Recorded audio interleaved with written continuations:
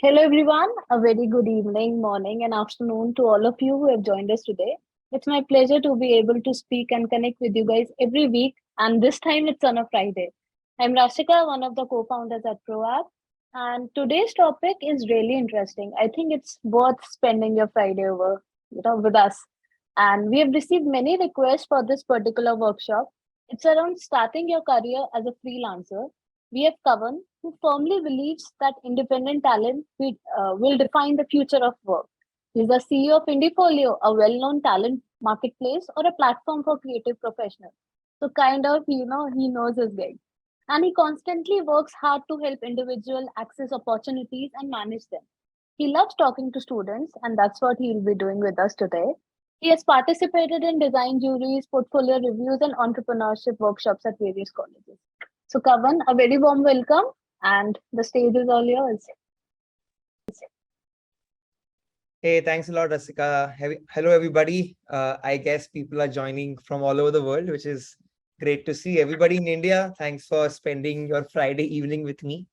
I know I'm probably 1 hour, 2 hours away from you guys going out, getting a beer and having and enjoying your weekend. So I'll be very crisp and won't take too much of your time. Yes. Okay, brilliant. Fantastic. So I'm going to be introducing myself. Talk about some work I've been doing along with my team at Indiefolio. So you can trust me that we all know what we've been doing. And we'll go and explore a lot of topics, common challenges people face when they are starting up their freelance career. So I think thanks for the lovely introduction. I am Kavan. I'm the co-founder of Indiefolio.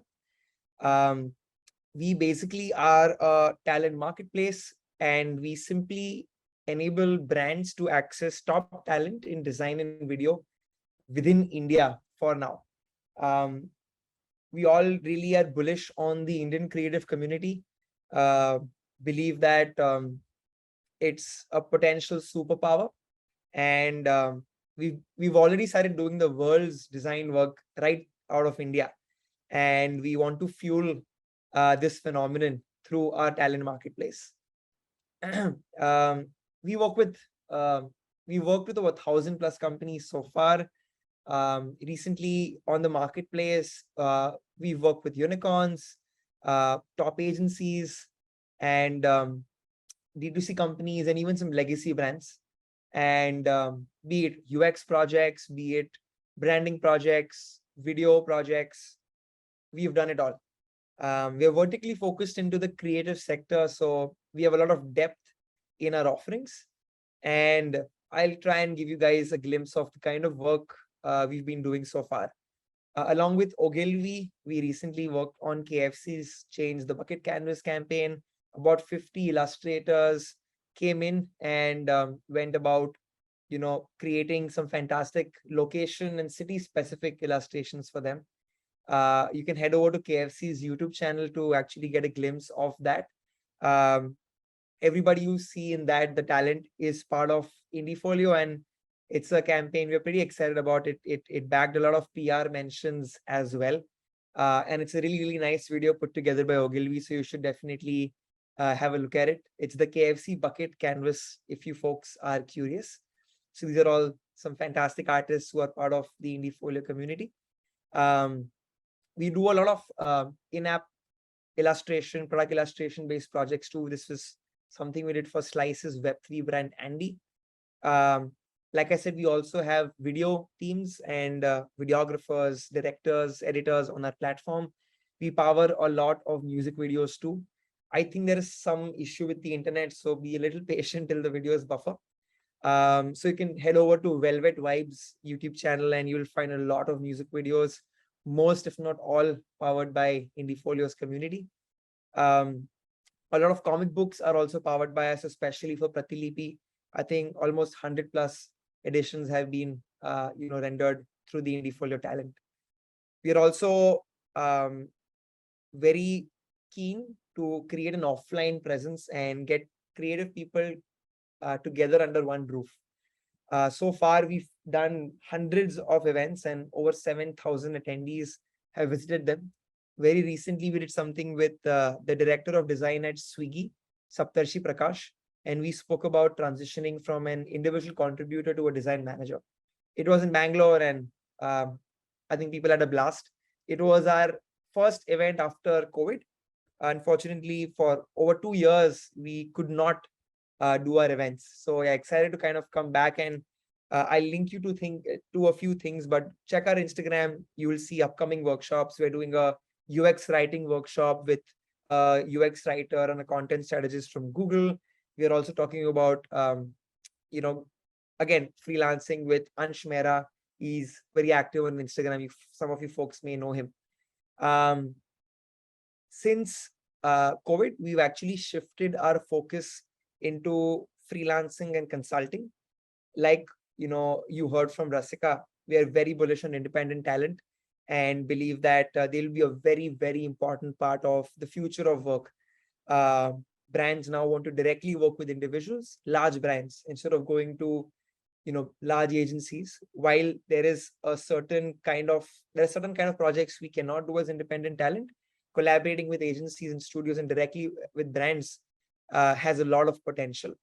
So on Indiefolio, just FYI, you can access about 1,000 plus clients. We'll be your go-to salespeople. You also have full control over how you want to charge, how you want to work with them. And we also act as your go-to back office. All sales, billing, paperwork will be handled by us. So yeah, do check out Indiefolio. We've had folks who've made lakhs of rupees, some people making over $50,000-$80,000 in a short span of under a year. And some good testimonials also out there and some hero stories, which you'll eventually end up finding. If you like quizzes, humorous content, memes, want to check out upcoming events, collaborations with top talent and interesting people, follow us on Instagram. It's at Indiefolio Network. Do tune in to our conversations. We have an Inktober going on right now, and we're doing some features, and we keep on collaborating with various brands if you want to win some freebies. So yeah, have a look at it. And that's it. That's all about me and Indiefolio. And now we'll get into why we're all here. My chat box is open, people. So please interact as much as you can. I don't know if ProApp allows you folks to even switch on your videos and your audio, but I'd love it. I think it mimics the offline experience very well. So feel free to do that. Feel free to ask me questions, put it in the chat, and I'll try my best to cover it. I believe we'll do a Q&A session towards the end, but feel free to ask a burning question based on some relevant topic. This presentation can go on for 5 hours. Don't worry, I will not make you guys sit in front of your screens for that long. But I've condensed it and I'm going to move pretty quick. So yeah, you may have questions. Please put that in your chat. So let me, I'm going to try and make it interactive. First question is, right, tell me, why do you folks want to freelance? I'm assuming some people might be already freelancing. Some people will be about to. I'd love to know why you freelance or why you want to freelance.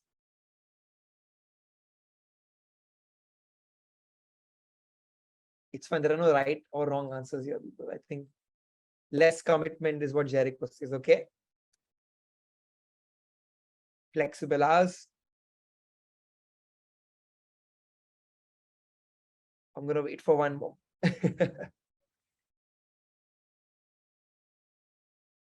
Personal interests. Okay. Traveling. That's a good point too. So yeah, I think freelancing is awesome, right? Independence, I think, is the word I was looking for. I think what I personally feel freelancing gives you is one thing only, is control, right?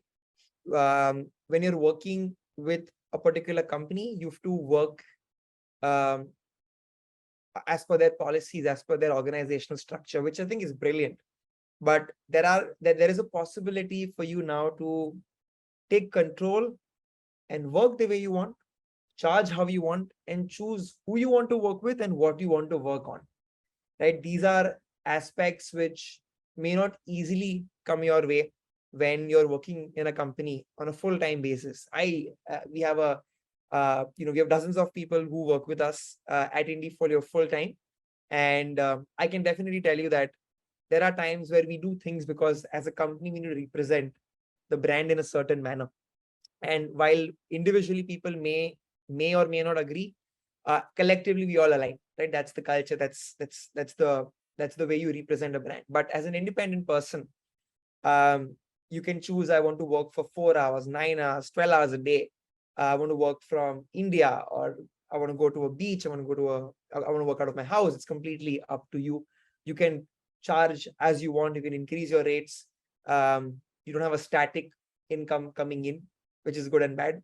And you also can choose what to work on and who you want to work with, right? Which is, I think, very important. Now let's talk about launching your business, right? And ensuring you don't end up having a launch like that.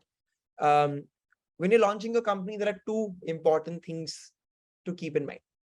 One is picking a niche, and second, something more tactical, is sorting out your legalities, right? You must have heard from a lot of people on Instagram or YouTube, Chris Doos of the world.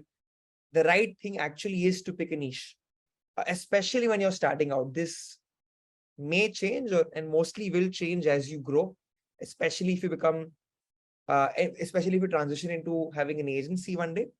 But you start with picking a niche, something you're really good at, and something which has good value in the market. Something you love to do is, for me, never a core factor. That's a cherry on the top. But something you're really good at and something which has great value in the market should be two factors on how you end up picking a niche. If you folks have a niche already or have a thought already, do put it in the comments. I'd love to see who I'm talking to. And the second part is sorting out legalities. Now, pardon me, I was thinking I'll be talking to a lot of Indians today, but I can see a bunch of people from everywhere. So this point will be contextual to Indians. Whenever you are starting up, but I think it should be more or less fine. I've seen a lot of people venture into creating a private limited company, right? A lot of people say credibility comes with that, and a lot of other points, and I disagree. When you're just starting out, creating a private limited company will be a lot of headache for you. Other than cost involved, you'll have to do a lot of compliance. You'll have to do board meetings. You'll have to file things in a certain manner, timely, which means you need to end up getting a CA. So a lot of time and effort goes into things which you shouldn't really be focusing on at the onset. I believe once you cross a certain level of billing, $100,000 plus 50, 60 lakhs, you could consider it. There are some advantages though. Having a GST number and having a private limited company may make you easier to work with for large brands.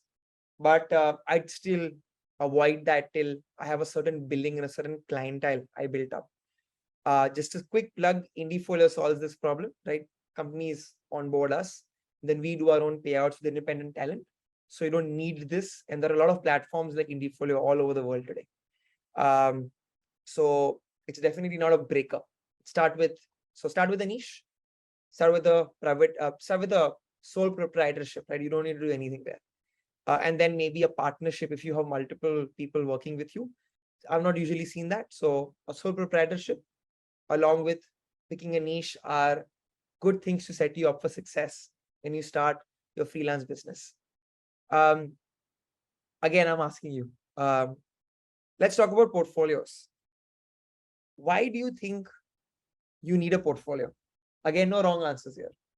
I'd love to hear out. Avinash is very active. Thank you, Avinash.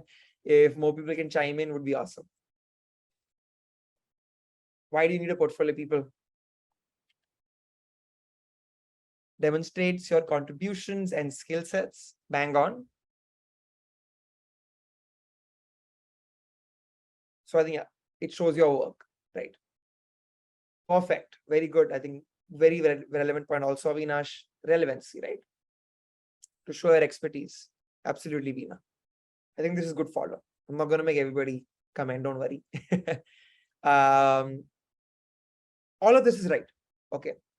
Now, I personally feel a portfolio is what you should invest maximum amount of time in when you're setting up a freelance business, because that's the product, right? You must have heard, if you folks are very interested in business, like me, you must have heard a lot of people giving feedback or advice that it's the product at the end of the day which creates value. For a service professional like a designer or any creative professional, our product is us, and we are, which is our body of work, and that's where what the portfolio determines. So that's why I spend the most amount of time there. And while all of you are right, like I said, there are no wrong answers here. A portfolio does two things. It helps you grab attention, right? And it impresses. It serves to impress. Without these two things, right? However good your portfolio is, if it's not grabbing attention and if it is not impressive, the way you'll interact with clients and convert your leads will not be very efficient and effective. So whenever you're making calls about your portfolio, do I do this? Do I do that? I personally advise people come back to these two things. Is it grabbing attention, or is it impressive enough or not? And I'll talk more about this. Portfolio is the maximum amount of time I'll spend in this presentation. And then I'll quickly go through other things like pricing and sales, because it's the most important thing. Now, let's talk about grabbing attention, right? There are various things you could do to grab attention. Again, if people can tune in, chime in on the comments, how do you think you can grab attention through a portfolio? Please put it in.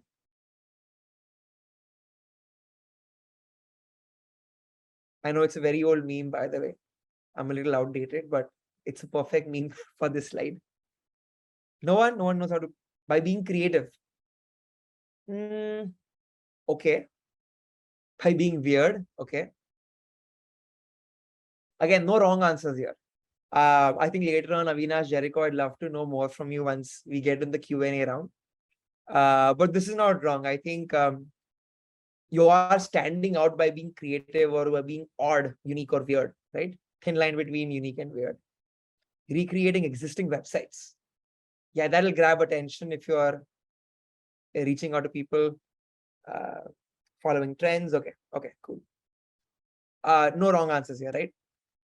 The way I set a framework is 4 things. Okay, this is how you grab attention of a serious company, a serious client, who's wanting to give you a lot of money for a very important task, right? It's brevity, relevancy, clarity, and validity. These 4 things is what will help you grab somebody's attention. Now, when I'm talking about grabbing attention, remember, if I'm a marketplace, clients come and they're like, we want talent. We actually just share 3 portfolios at once. Other platforms, even the biggest ones, send hundreds their way. On IG, somebody asks, hey, I want a UI UX designer. 20 people will DM them.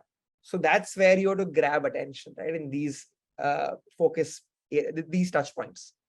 And this is what will help you out.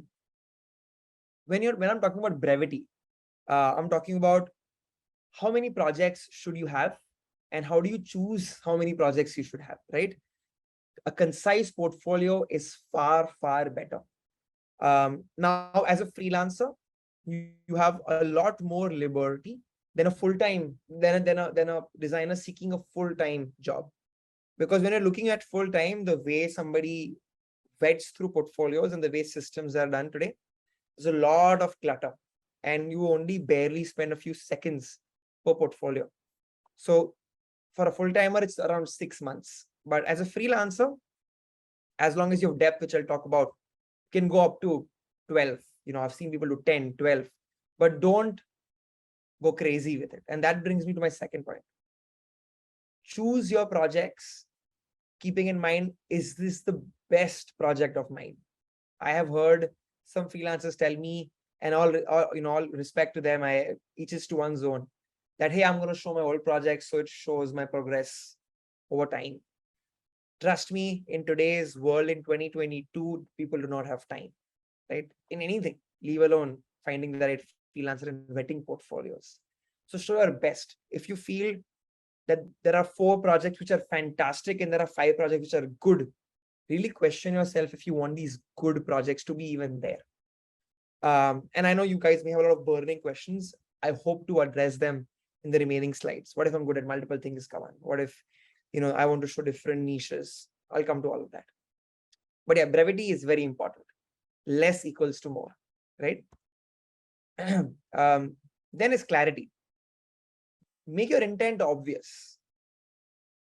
Saying I am a freelance UX designer focusing on B2B SaaS and I'm looking to work with tech startups in USA is a great way to make your intent obvious.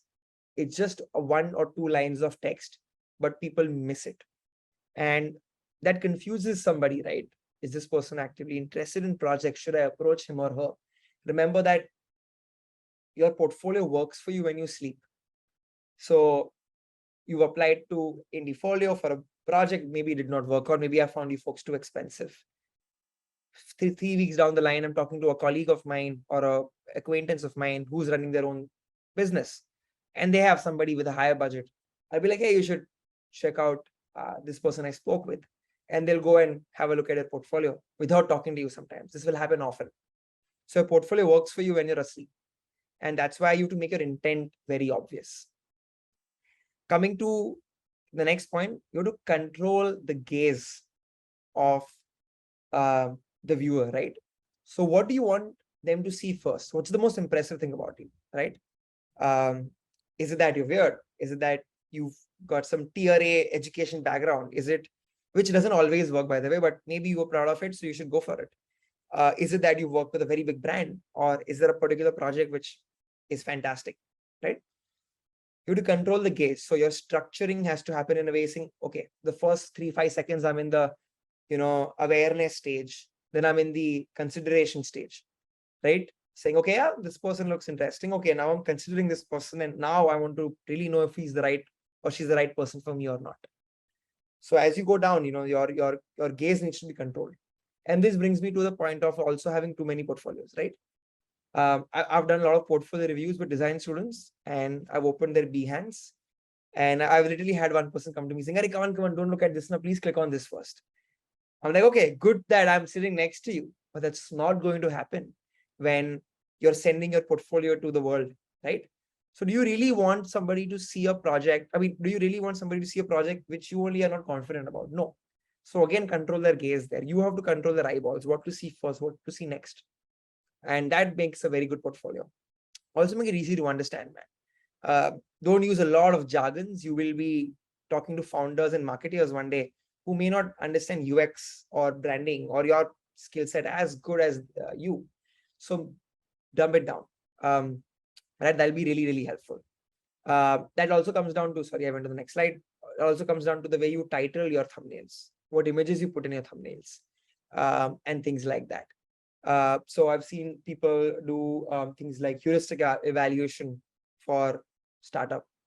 Not a very good thumbnail, right? Maybe it'll work if you're looking at a full-time gig, but as a freelancer, always focus on helped a B2B SaaS platform improve onboarding conversion as a better title, right? It'll give everybody more clarity. Coming to relevancy. I think somebody mentioned relevancy here, right? Maybe it was Avinash. Never mind. Sorry. If I go through all comments, sorry, I will lose out on time. But I want to ask you people, what do you think, or what factors make a portfolio or a person relevant to a company? What factors make somebody relevant to a company? Put in your comments. It's a very simple question.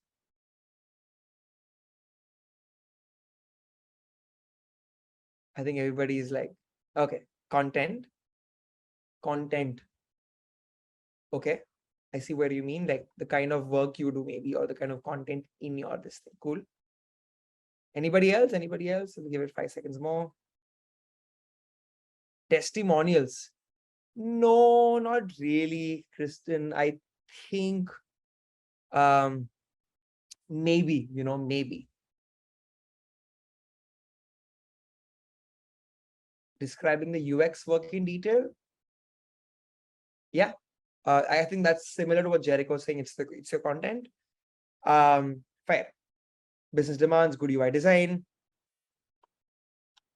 Yeah, I think you folks are saying things which come down into these brackets, right? It's very simple. Industry. Is this person in the same industry as me? Can they understand fintech, SaaS? Can they understand marketplaces? Can they understand beauty and fashion or e-commerce or FMCG? That's a very important factor for companies. Cost. I mean, I don't want to go around cost. You can't show in the portfolio, but just FYI, it's a factor. Is this person in my budget, right? Thirdly, experience. I feel creative sectors have that advantage where proof of work supersedes experience.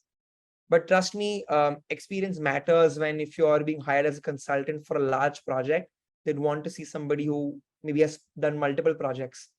So that's why they would probably count experience. And while not very relevant to portfolio and freelancers, location can be important, where you might be freelancing, where you may need to go to office maybe twice a month, but they would want you to come on board. So location could be an important factor too. So yeah, I think Abhit, I hope I get that name right, and Abdullahi have got it bang on. It's having a focus in that industry and the experience.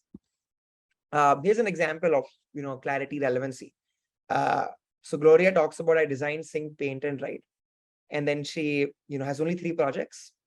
She goes into talking about I'm a product designer in Sydney with experience in delivering end-to-end UI UX design for software products.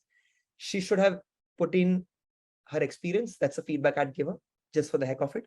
But very clean, precise portfolio, shows the intent, has enough fodder for somebody to understand if there is relevancy in this or not. So just an example for folks to understand. And lastly is validity. And that's where I think, Kristen mentioned testimonials. It's a very important factor in validity, right? Saying, have others trusted you before? Who have trusted you before? And do I really believe what I see, right?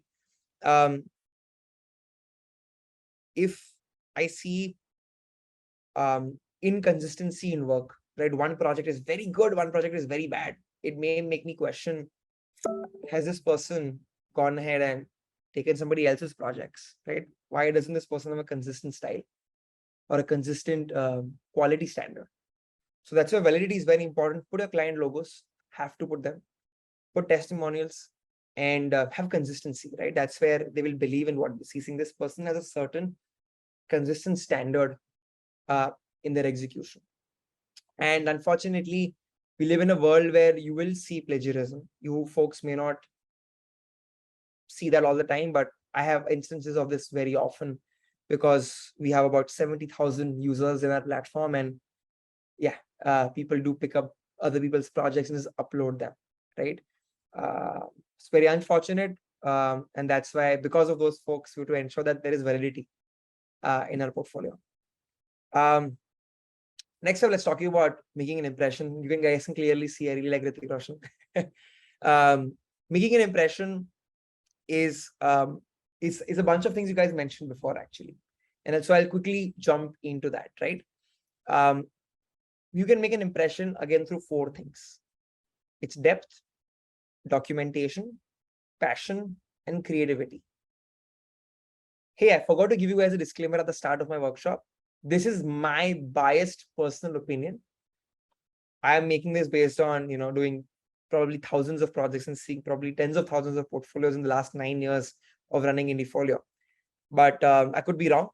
There are various people in the world with their own preferences. And as a freelancer, you'll talk to anybody. So something may impress them, something may not impress them. But a professional client who knows what they want to do, marketers and founders and CXOs and creative heads and design heads in those logos you saw earlier on, definitely look for these aspects, right?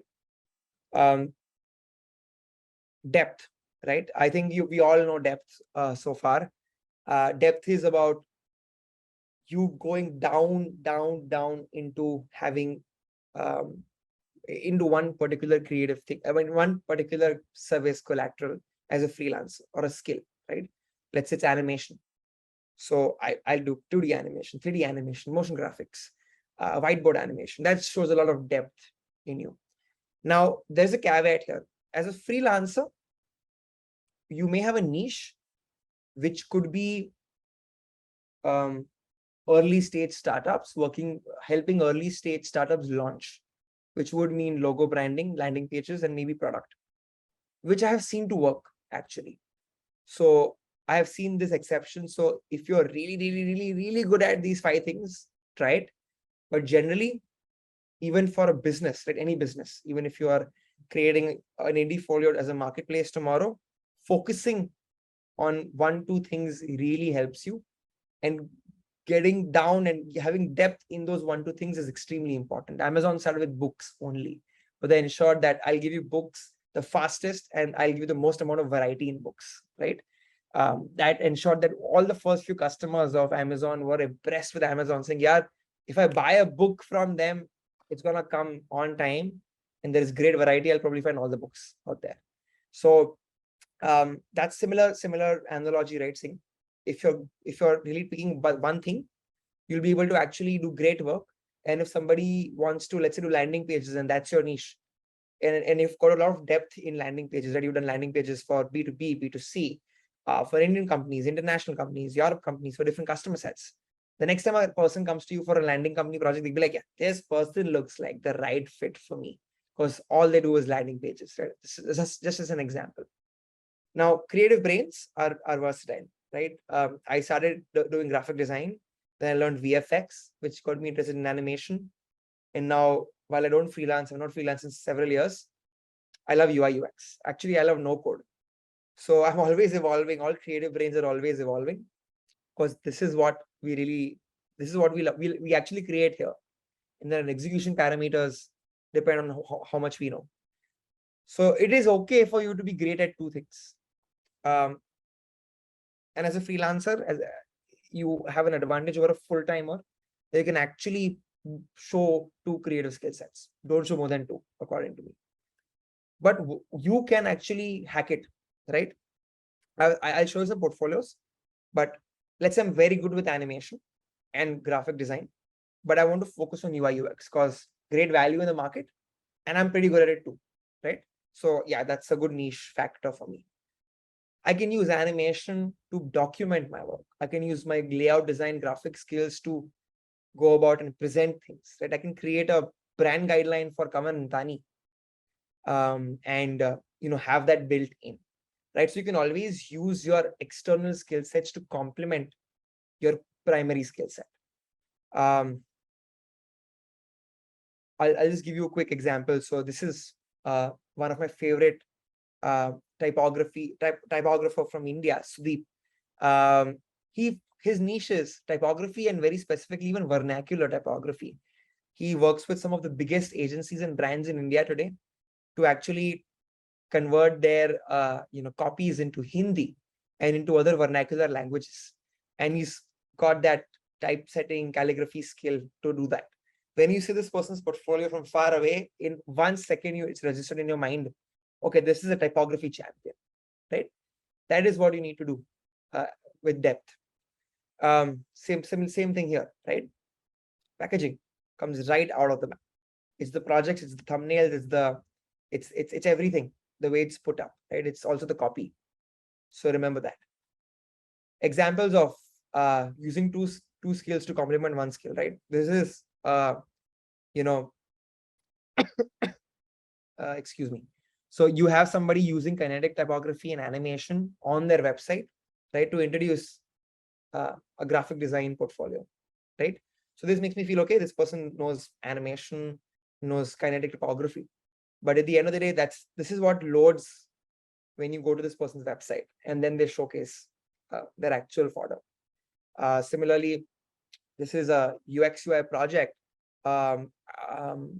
which is using animation, typography, good layouting skills to showcase work, right? So you can always do these things. Coming to documentation.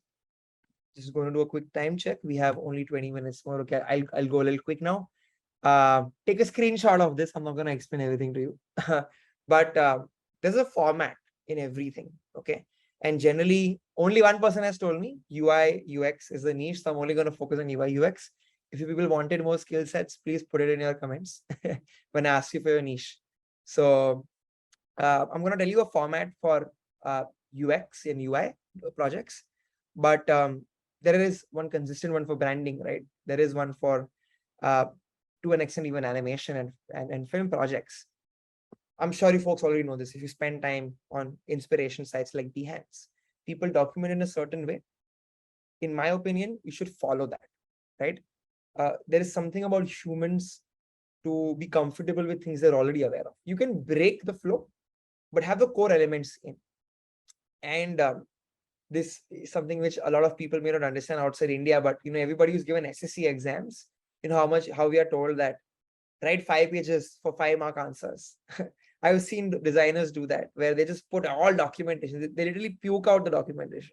Here are 1,000 people I spoke to. Here is the entire call script. Here is all their answers. Nobody has time to go through all of that. You have to contextualize it. So use GIFs, use your layout design skills, use your brevity skills to actually document things in a smart manner, right? This is a good format. You can take a screenshot right now if you folks want to, where you have a brief plus an outcome. Then you mention the team if you work with other team members. It usually is the case where you may collaborate. So the team could be your client too. It could be your creative manager in some agency too. What was the objective? What was the problem, right? Problems is usually the objective and the solution in a way. Saying, why can't I achieve my objective? That's the problem. And then you come down to the solution. After which you go into references, what you looked at as competition. I don't know about that, Jericho. And then we go into first draft, right? What's the first draft which I created? Then you get into what feedback you received. It could be user data. It could be your manager's data. It depends. Whatever learnings, how you made 2-3 iterations. Then you go into the final output. Bonus, if you people want to be the top 1%, or if you want to have the top 1% of a portfolio, why it worked? Did my followers increase? Did more people come somewhere? What are the endorsements, right? Did people pat you on the back? Did users love it? Did people share it on Twitter? You could add these things to validate everything. I have spent an hour on this slide with a lot of examples, so will not be able to do that. So just take a screenshot. Maybe ProApp invites me again for a portfolio workshop, or maybe we do it as Indiefolio and you can come in. Now let's talk about passion. Okay. So this is a very important point. And a lot of people always, their eyebrows are like, how will you show passion async when I'm not in front of somebody? I want to ask you people, how do you think you can ooze out passion through a portfolio? No wrong answers. Come on. Let me know. If you want 15 more minutes, add more comments. So it doesn't feel like I'm talking to a screen.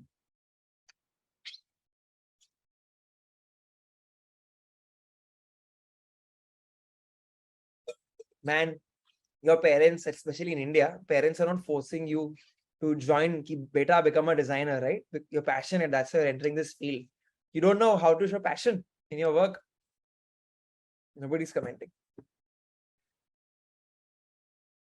Okay, explain the portfolio in detail. I like that answer. Including personal activities.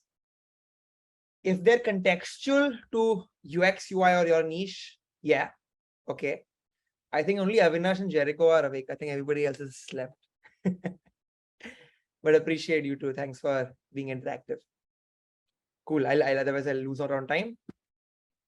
It's something along the lines of both of them mentioned, according to me. It's excitement, it's hard work, and it's zeal. And yeah, I think like Avinash put it, it's the gods in details, right? And that's where you can actually see that this person's passionate, has this person experimented a lot, has this person gone out their way to get user data or experiment things or do A/B testing, right?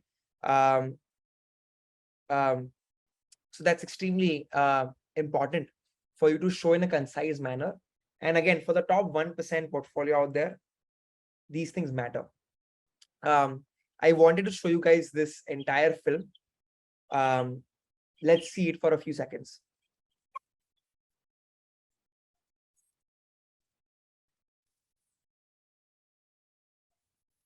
This is a portfolio from an NID student for everybody. NID is a design college, a top design college in Asia, in Gujarat in India. It's a final year submission by one of my favorite designers, Adarsh Paul. Now this is 7 years old.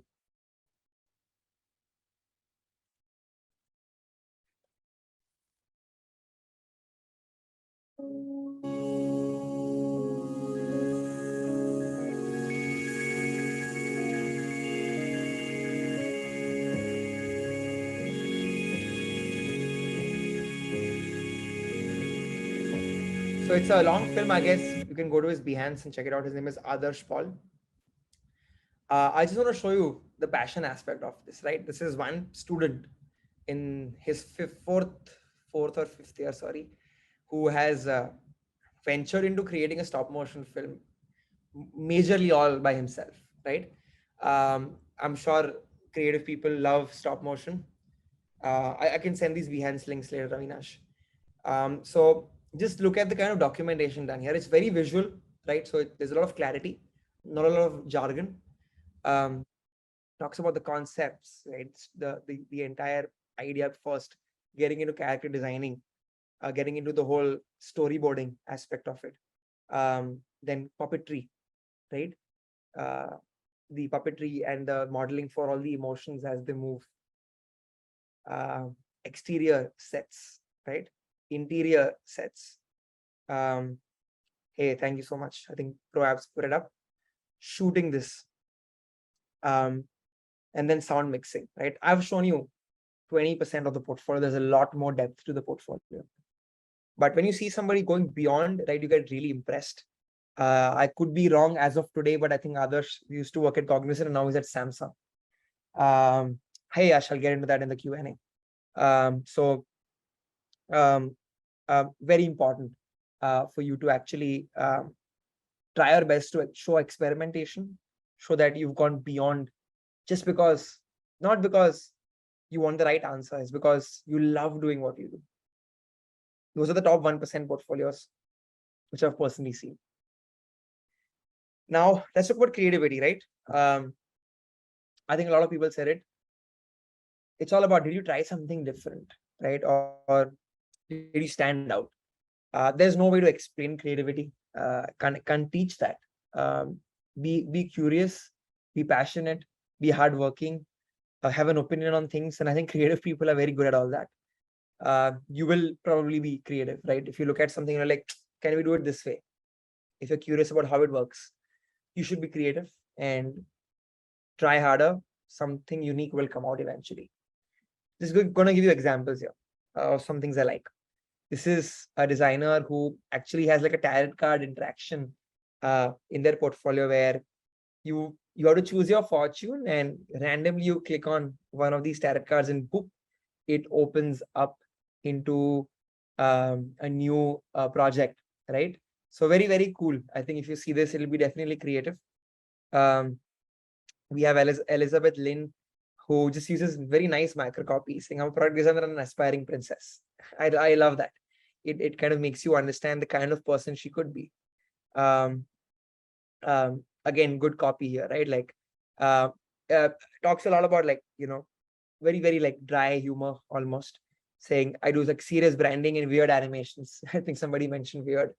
I think Jericho did. So yeah, it does help. And you don't have to get like an HTML5 canvas or some elaborate tool to create creativity.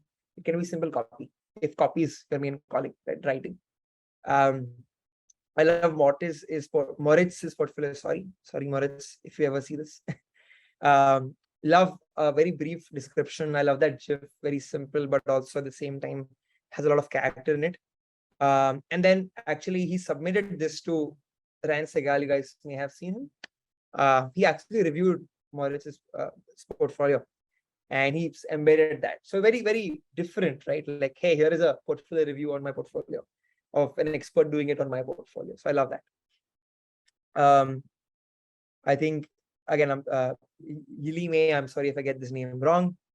Yili May has used everything, right? There is uh, funny copy, dry humor, and showing personal interests. I think a lot of people said all that. Going into a very interactive portfolio, very differently stacked. As you scroll, the colors are changing. Things are happening at every interaction. So, and also, multiple skills coming together. So I really appreciate this portfolio, right? A lot of creativity here. So that concludes my portfolio, right? Is you have to employ a portfolio for sorry, I forgot to put a concluding slide here. But yeah, you need a portfolio to grab attention and impress, right? And I mentioned everything from having relevancy, validity, clarity, brevity in grabbing attention. And with, when it comes to impression, it's all your passion, your creativity, it's your documentation, and your depth, which is very important to do that, to do so. Now let's go out of portfolio. You've made a portfolio, okay? You've come up with a sole proprietorship. I can answer Yash's question here, right? Like legal documents required, get a compliant invoice template, right?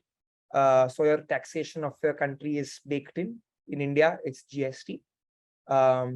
Get a compliant invoice, right? And whatever people need, get a SLA, a service level agreement, or your work contract. Indemnity clause is important. Termination clause is important, right? Those things you will find out. This contract for creators in India, check them out. They have a good template. Or we may also make one. I think we should make one on Indiefolio and give it as a freebie.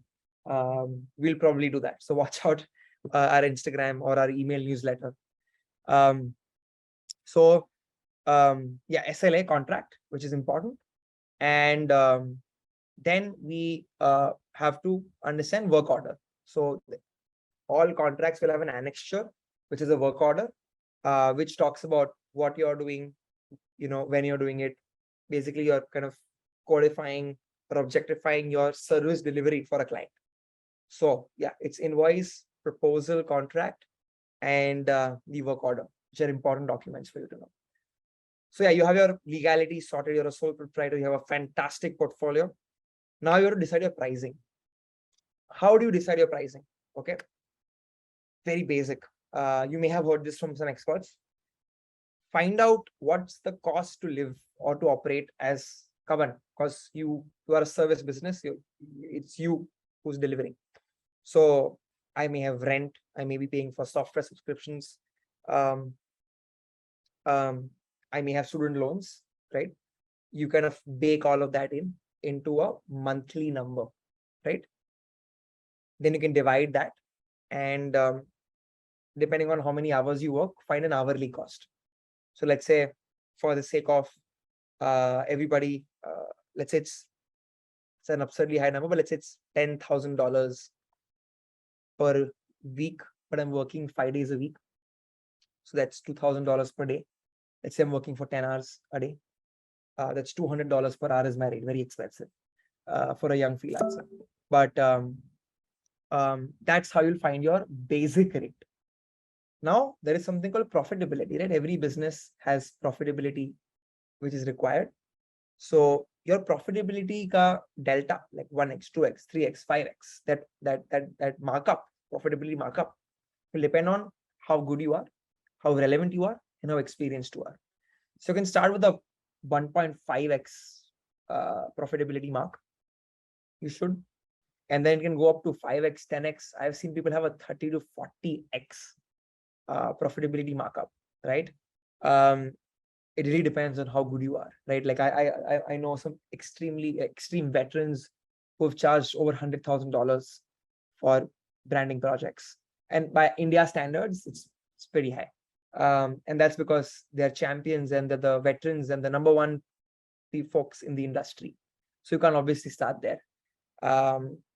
That's how you devise your basic cost, saying how much do I need to live, and then your profitability markup keeps on increasing. I want to spend some time on how you can actually come up with your rate cards, right? I've seen people just to fix sometimes or just hourly. You should have a combination of things. I personally feel having flexibility as a freelancer to engage with you will empower you to come across as someone more rounded, and you are giving more options to potential clients to work with you in various manners. Some people may just work on hourly as a client, or they like fixed. Maybe they want fixed for a certain project and hourly for some other project. That's important. Now, my personal recommendations, right? Fixed projects, great for a 2-3 month longish project, right? You want to create an explainer video, which is very nuanced. You want to create a redesign of a platform. You want to do branding from ground up and create a visual identity for a company. These are great fixed projects. It can go on for 3 to 6 to 9 to 12 weeks, and you'll have milestones at every stage, right? Devise those. That could be a fixed cost. Again, pricing for fixed costs can be based on, okay, I'm going to spend 12 weeks. I know my hourly cost. How much time will I spend? Make that into a basic cost and then add your markup. I hope you guys understand that. On actuals, it's like a rate card model. Great for social media creatives, right? Things which have a very low lead time. Saying if you do hourly, you may create it in 30 minutes. So you don't want to do that. So, okay, I'll charge you per post, per landing page. Great for marketing pages too, honestly, per illustration. Works great for those low lead time projects, which are usually in quantum in bulk. And then you have hourly, right? Great for collaborative projects where you are setting the goalpost while working with the client. Great for projects for you to work with an internal creative team, an internal tech team, an internal marketing team. As you know, you'll be asked to pitch, you'll be asked to think, just report insights, and then you'll get feedback, and then you may have to go and do more research, right? You should be paid for that. And that's why hourly works great for high collaborative projects where you don't know the goalpost. So yeah, have hourly, rate card based and fixed costs out there. In fixed and rate card, you also should have an iteration or a variation baked in. So this is my cost for fixed. I'll give you 3 iterations. This is my cost for rate card. I'll give you 3 iterations. And one mistake which people make is they're like, that's it. I'll only give you 3 iterations. I'm done. Don't make it difficult for the client, boss, right?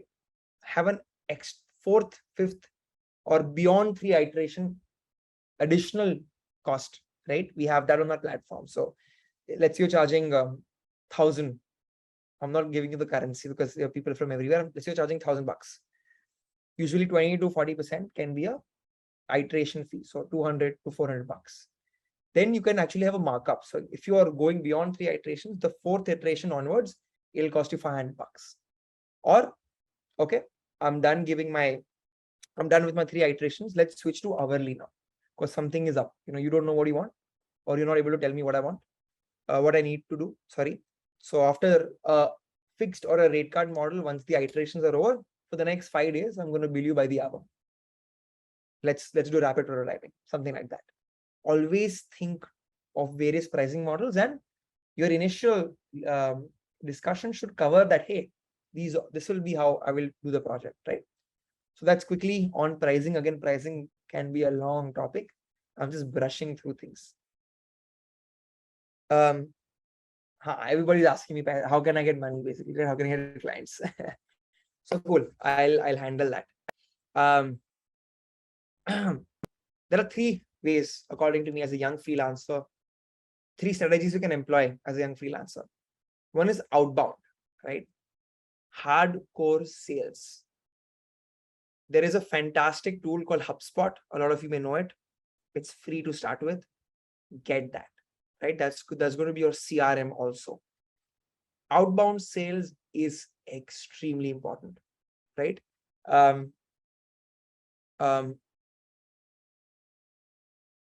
However, you can, if you get it wrong, that's going to have a very high downside. You don't want to mail and spam people. You don't want to irritate people. Your brand value will get tarnished if you mail them in an ineffective way. So be very careful with outbound, right? Again, outbound is a whole different session, but I'm going to give you a framework of a template in the next slide. Don't worry. So what do you need to know? Try and get something like HubSpot, get LinkedIn Premium, and identify the kind of clients you want to work with. Let's say it's Kavan Antani. You can use something called hunter.io. I believe this session is recorded, so don't worry. You can fast forward to this and you'll get these names again. But HubSpot, LinkedIn Premium, and hunter.io, right? Let's say you want to work with Indiefolio. You see who's the right decision maker, the founder, the marketing head. You can use Hunter and other various tools to find Kavan's ID. You figured Kavan's ID, you enter that into your HubSpot CRM. HubSpot and other tools like Apollo will give you something called sequencing, drip campaigns, where you can create a nice email body and you can have great follow-ups. Saying after 2 days, if Kavan does not reply, mail him this, then mail him this, then mail him that. That's called a drip campaign email sequence. Very powerful tool. So far, 90% of the clients I have personally ever got and have got for Indiefolio, all those cool logos you see, is through outbound. You have a very good outbound strategy. I cannot reveal all my secrets in a public forum, but these 3 things will sort you out, right? But trust me, we have fantastic emails. Like we have had clients come back to us, and sorry to brag, we're very proud of it. It's taken us years to perfect it. Clients have told us, I'm not interested, Kavan, but I like the way you've mailed me or love the subject line. Thanks for the mail, So yeah, you don't hear that on spams. You can't make everybody happy though. We still have at least 2 people coming every month to us saying, stop it, you're spamming me. So yeah, outbound is a very, very, very powerful, underrated strategy. Next is lead magnets, right? Lead magnets essentially act as an free, valuable item you create, which acts as a magnet to attract leads. Very simple, very straightforward. Could be, here are 50 free icons. And you can mail this to startup founders saying, hey, you may need it. I made this, it's free. Take it now. Or it could be illustration templates, or it could be pitch deck templates, right? These are lead magnets. Maybe you have created a way to, you have a template on Notion. That could be a lead magnet. Create these free things and use that as a way to approach clients. Add value first before you ask for value. Hey, come on, you create a lot of decks. I'm assuming you're fundraising. Here is a free deck template I've given you. Please give me feedback. And if it's really good, I'll be like, whoa, very impressed. That'll create good brand value in my mind. So lead magnets. And third is personal branding. Everybody's spoken about personal branding, right? Everybody wants to become Chris too. It's very important. I've seen it to be a little tough as compared to the previous two, right? You have a lot of control there. In personal branding, you're like, it's inbound. You're like, hey, hi, I'm talking, and then you have to wait for followers to come in, and then you have to rely on the platform to send it to the right people, right? Outbound and lead magnet, you are directing who it goes to. So that's why it's more powerful. But personal branding, if it goes well, very high upside. And it takes time. So you should start investing in it in day 0. If you go to Kavan Antani on Instagram, you'll get a lot of answers to your negotiation questions. By the way, I keep on making reels, at least 2 to 3 reels I try a month. And I keep on giving these nuggets of knowledge, or gyan, like Indians call it. And even I'm trying, right? It takes time. But it's very, very useful. Even the 10 people who follow you, and if you're creating quality content, will love you. And they'll keep on remembering you, which is very powerful. You can do this not just on Instagram, you can do this on YouTube, which is even tougher, or on LinkedIn, which is very cluttered these days, but all these platforms are there. Twitter is also there. Find out what you want to really stand for. You may be a UX designer, but you may want to talk about just freelancing, or you may be wanting to teach actually from a personal branding point of view. Figure again a niche there. It's a different topic altogether. I say this for every point I know. I'm sorry. But knowing how to kickstart a freelance business will not happen in an hour. I've already crossed my time. So yeah, personal branding is important. Yeah,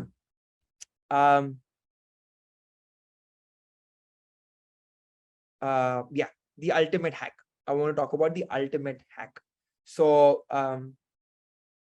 you may have heard this before, but this is a short way using all the things I mentioned. Right now, you have your portfolio ready, your legalities sorted out, you have your pricing structures ready, and now you know strategies and tools to reach out. Here's what you should do. Create a great body of work after that. Find out, you first ask yourself a question. Who do I want? What do I want to do, right? Do I want to be a UX designer? Do I want to get into animation? Do I want to do, you know, um, branding for D2C companies, right? Choose that. And it's okay if you are wrong. It's okay after 1 year you change your mind. It's never late, right? Indiefolio changes entire strategy, right? Business strategy 6.5 years after being in the business. And we may change it again, right? You're always evolving. So if large companies which affect a lot of people can do this, you're talking about your own self, right? You can convince yourself. So pick one thing you want to do. It's very important you focus. Let's take an example. I want to do, I love, let's say, food delivery. It's a great space. Or rather, let's take fintech. So I love fintech. I think it's booming in India. It's booming, right? Everybody's investing now. There's 100 million people are investing. New every quarter and every year almost. So, or rather, getting interested about it. That's my first step. I want to become, my niche is UX for fintech. Second thing is scan the internet, right? You have your LinkedIn, you also have your HubSpot and your Hunter to be like, okay, which are exciting companies? If you want to work in a large environment, you can, with multiple brands, you can go to an agency or a studio or a consulting company. If you want more ownership, you may want to work with a smaller company. If you want to work with an established, sexy product company, you may choose something along those lines. So to contextualize, you may work with, a Shebang or a Glitch or an Ogilvy who work with some fintech players. Or maybe Cognizant or Accenture. You may want to work with Cred or Razorpay if you want to go the product way. Or there could be very new companies, right? Who you don't even know about, who you want to work with, who maybe don't have a freelance designer, who have a UX designer, or just have one. Choose who that is, right? And then figure out these 5-6 companies who you really like. The third step is make a mock project. I think Avinash or somebody mentioned right in the start. Mock projects, it does help, but you better be damn good, right? If your portfolio is not good, none of my advice makes sense. And I think ProApp teaches you. So kudos to them. But I'm not here to teach you how to be good in design. I'm here to teach you how will you get work, right? How will you get money? How will you succeed as a freelancer? Step 0 is be good with your work, and be curious and have the ability to improve all the time, right? Upskill and improve all the time.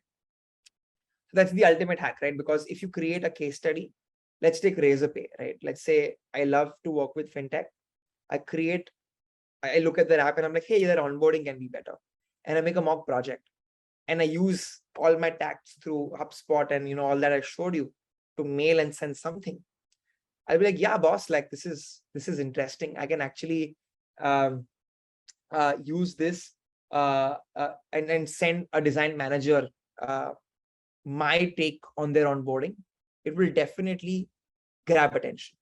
And then if you're good, it'll impress them. You will definitely entertain a call with them, right? And then there could be uncontrollable factors like we don't work with freelancers yet, or we've already hired people, but keep in touch with me. And then you'll build a relationship, you'll nurture them, and one day you'll bag Razorpay, right? So this is the ultimate hack. It's a lot of work, right? It is a lot of work if you want to be really, really good and you want to really work in your dream project. But I want to tell everybody, don't be lazy. People are so lazy, right? If you really have a dream company, a dream project, at least try creating a mock project and approaching them. It'll never fail you. This is the email script. You can take a screenshot. Oh God, I'm sorry. I think I've put the wrong template. This is for a full-time job, but yeah, I think you can replace the job title with your niche. So I'm writing to you, I would like to apply or not apply, but I would like to work on some branding needs or UX needs which your company has. And then it's the same. Send a link. Do not attach Google Drive or OneDrive links. We are in 2022. And then you can talk about, I've also attached my CV. CVs are important. If they're not on your website, attach them. Trust me, just a hygiene. Make a good CV, right? You come across as a professional person. It's not a make or break, but make a CV. Don't be that person saying designers don't need CVs, boss. No, if you want to work with important companies, they'll appreciate it. You'll create a good impression. Put a link. You can find my portfolio here. As you can see, my resume project, I have relevant proof of work, which will make me an ideal partner for you. You can swap candidate with partner. I look forward to hearing from you. Concise, brief. You're getting into the real fodder immediately. Send this. Do not hyperlink 15 links. Here is my work. Nobody sees that, right? Attach one link and show that one link has all the relevant details. And I've already given you what to put in your portfolio. All of this will start getting you clients, right? Remember, you have to be impatient with your actions, but patient with your outcomes. When you're starting out as a freelancer, it'll take time. Don't get discouraged. When we revamped Indiefolio, for the first month, we got like 2 projects, and I was so disappointed. Like last month, we almost did about 100 plus projects in a month, right? In a month, which amounts to a big sum. So be patient with an outcome. But I was always trying every day. Okay, why are only 2 people? Why are my conversion rates not working? Okay, am I reaching out to the wrong people? Is my ideal customer profile, my ICP wrong? Constantly I was working hard. So I was very impatient with my action. And so was my team. And that's how we got to growing almost by 100x, in a year's time. So yeah, I hope you guys took your screenshots and this is helpful. And this is just a framework. Please add your own flavor to it. Last 2 points, I promise. Oh God, I only have 5 minutes more. I'll breeze through these, okay? So for sustaining a freelance business is tougher than starting one, right? You got 2 clients. Love it. Amazing. Project is over. Now what do? A common joke is, as a freelancer, whenever you're thirsty, you dig your own well. So you have to constantly dig wells, right? And Indiefolio will provide you a persistent well if you ever want to come to us. But if you want to be independent, and generally you should think of what if Indiefolio shuts down tomorrow. You should never be dependent on anything, right? You should focus on a lot of sustenance strategies. It's 3 things. Repeat business is always better than new business, right? If you've gotten a client, firstly, when you're getting a client, try to think long term. Don't work with somebody who you feel will only come to you for one thing and never reach out to you again. So when you're starting off, my strategy always is get a big fish, right? Get a startup who you know will spend X amount of dollars on you every year. So there is longevity built in. Then upselling and cross-selling is a good way, right? Upselling and cross-selling is, hey, I did your landing pages, can I do your product now? I did your social media, can I do your branding now? Or it could be cross-selling. This is where having multiple skills as a freelancer can help. Saying, I'm just doing design, let me do no-code development also for you now. Or I can see you make decks all the time, you're B2B. Can I help you create deck templates, right? That's how you'll get more work and you'll increase your billing. You'll increase your longevity and your billing. And then maintaining relationships is very important, right? I personally have marked important clients of mine on LinkedIn and Instagram, and I'm always interacting with them. You should always add value, right? You should not always be like, hey, you work for me. Hey, you work for me. No. I saw that your daughter wants to learn this. I have a friend who can advise. That's value. It's completely away, right, from your freelance business. But add value in their life. You'll never know. I mean, they'll always remember you. That's a great way to be in touch. You should genuinely care, like work with clients you want to genuinely care for, or else fire those clients, right? And then what's next, right? You sustain your business. It's been a year and a half, 2 years. You will have to make a choice. If you're good, a lot of people will come to you. And then that's where you have to make a choice. Do you want to be an independent consultant or you want to become an agency owner? Because if you want to if you want to stick to being independent consultant and you've got a lot of work, you have to increase your rates to double, triple, quadruple your rates sometimes. So you're earning the same money, but with less work, and eventually you'll earn also more. Independent consultants are people who want to be close to their craft, right? I technically run, like I get clients' creative services done through a platform model. And I work on a lot of creative projects, but I don't do any creative work, right? That's an agency owner. I'm very away from my craft. And as an agency owner, it's all about managing a team very well, right? Managing cash flow, profit and loss. Those things become very important. Client acquisition, putting water on fires, extinguishing fires. That will become your main work. You have to ensure that you're able to hire and attract really good creative people who love their craft, who know their craft well, and you're providing a right environment for them, including clients, colleagues, office space, hardware, and that they love to do good work for your agency. So it's very different, right, from being an independent consultant. And I don't think anything is bad. I have personally met people, their agencies are making 2-3 crores, about $500,000 annually, but the founder takes home barely $50,000, right? Because founders eat last.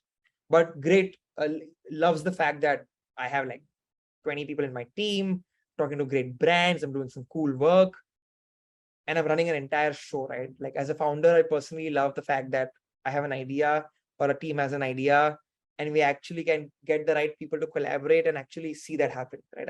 It's very infectious, and that's why I'm doing what I do.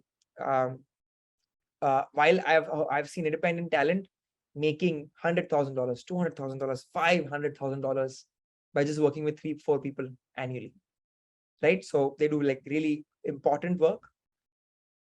These companies will not take a decision without getting an opinion from the independent consultant.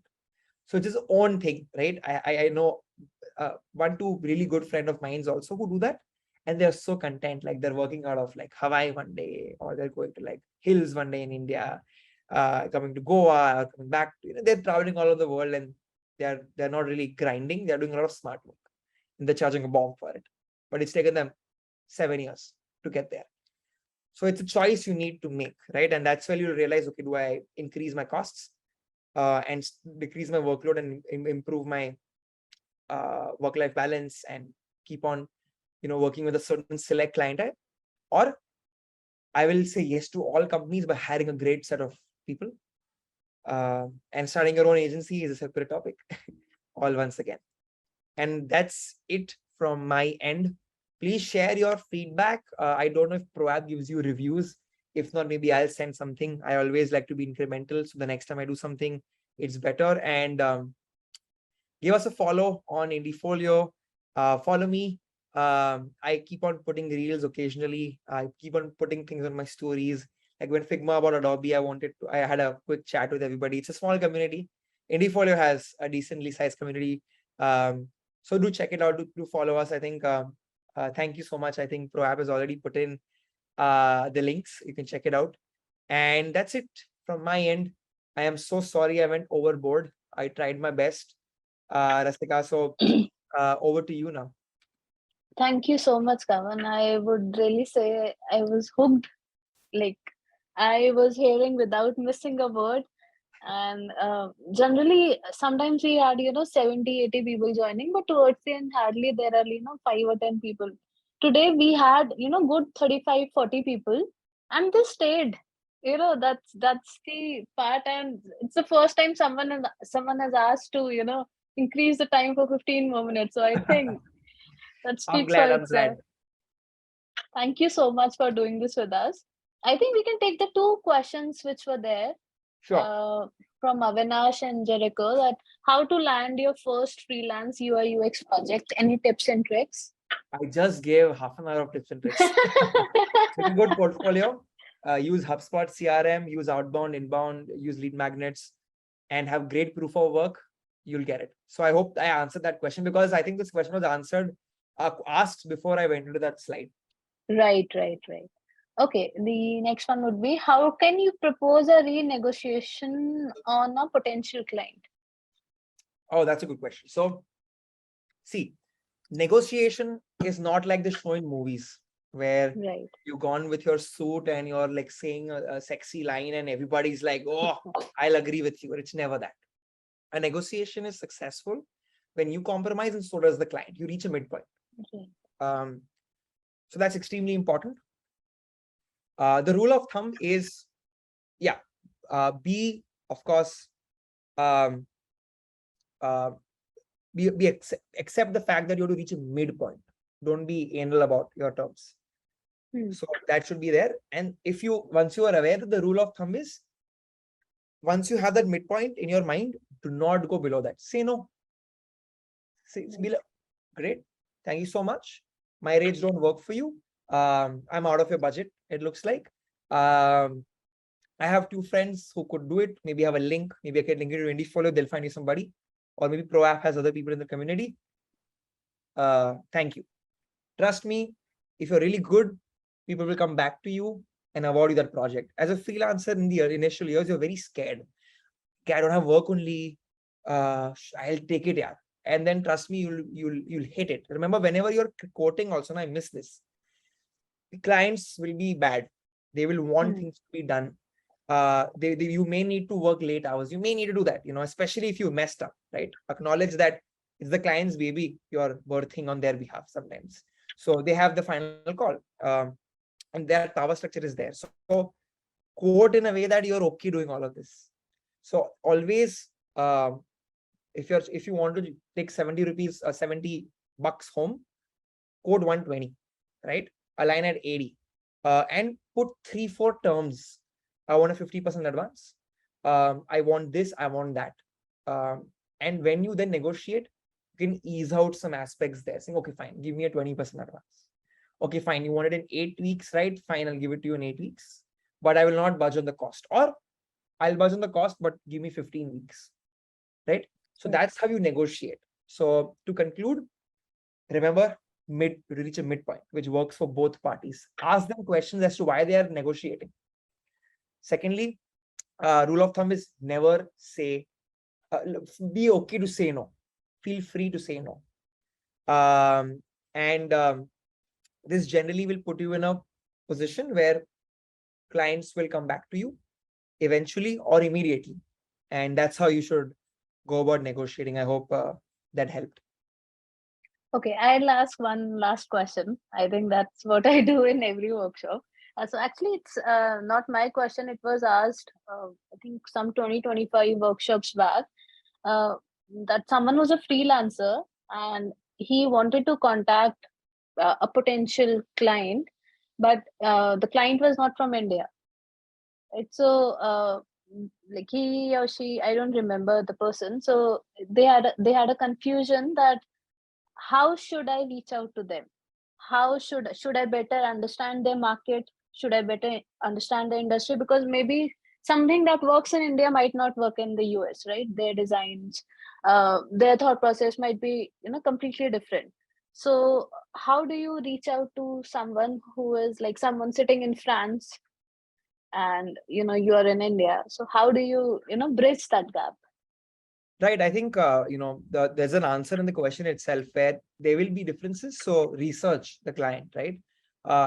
Understand why you're approaching them. And if you are confident that you'll be able to deliver, everybody is a human, right? At the end of the day, wherever you are. So if you're impressive, if you're relevant, they'll be willing to talk to you. In fact, I have personally felt that at least the USA and the Europe market, people are very keen to have conversations. They're very open to, Right. as long as you're relevant, right? There's no bullshit happening there. As long as you're relevant and you're creating value, people will talk to you. And you can use the same approaches, like I said, brevity, relevancy, to actually go and grab the person's attention and talk to them. So I wouldn't be really afraid. But I must say, communication skills are important. English is the language of the world. Luckily, there are more Indians speaking English than anybody in the world. We're doing an English session while being in India. So we have that advantage. So, prioritize that and be a great communicator, a great writer. If you can write well, if you can speak well, and if you can think well, right? It's a great superpower to have in anything you'll do. I think that was the perfect answer to a so-so question. Crushing. And hey, I think a lot of people are saying sweet things. Thank you, Avinash. Thank you, Abdullahi, and thank you, Jericho. Please add me everywhere. Happy to have a conversation, and I may take time to reply. I'm lazy like that sometimes, but I'll definitely reply. And hey, I think that's about it, right? Are we concluding? Yeah. Yeah, Super. definitely. Super. Thank you so much, Rasika, Rajat, ProApp, for inviting me. It was good fun. I hope this recorded session also helps a lot more people after you publish it. And have a great weekend, everybody. Thank you so much. Yeah. Thank you so much, Kavan. And guys, follow Kavan, Indifolio, and ProApp on Instagram and stay updated. Thank you so much for doing this with us. Have a great rest of the weekend.